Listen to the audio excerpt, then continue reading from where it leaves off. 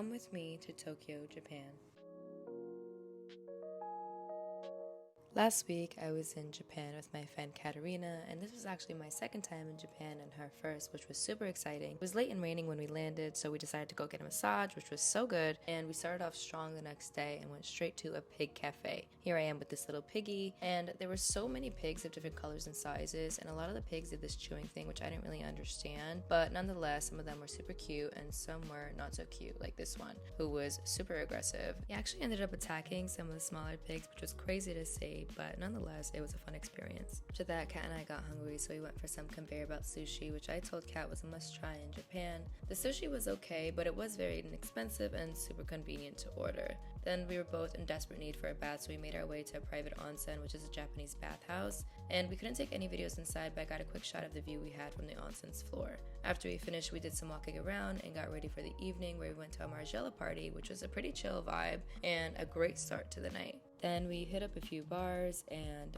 by 4 a.m. we were super lit and super hungry, so we made our way to a Wagyu sandwich shop, which was divine. It was open until late as well, and here we are discussing if it's worth the price, and once we had a bite of it, we knew it absolutely was. Today we went to Akihabara, which is a town known for its technology and video games. Then we got on the bus to do some shopping at Omotesando. We picked up some yummy pastries on our way, and then we went to go get a blowout, and for some reason my hairstylist thought that this was acceptable as a final product, so I told him to pick up a flat iron and try again. Then we got ready and headed over to dinner, and after a 10-course meal, we went to some bars and then One Oak, and then another club shortly after that. The next day, Kat and I were completely wrecked, so I forgot to take videos, but here are some photos of us trying to gather ourselves after. We went to the Ritz-Carlton for a 90-minute massage, and they didn't allow cameras in there, but I got a quick photo of the teapot they served us. Finished the night with some more self-care, and the next morning we went through Japan's National Park to head to the train station to go over to Kyoto. When we arrived, I was super impressed to see that there were lockers in the train station. I thought that was so smart, especially considering that people go to Kyoto a lot for day trips. I'm not gonna lie though, I was kind of disappointed when we got there. It was kind of giving me New Jersey vibes, but it got significantly nicer as we kept walking. We decided that our first stop was going to be a Wagyu restaurant, so we walked all the way there, and it was really delicious. The chef made everything in front of us. We ordered both the Kobe beef and the Wagyu, and it was so good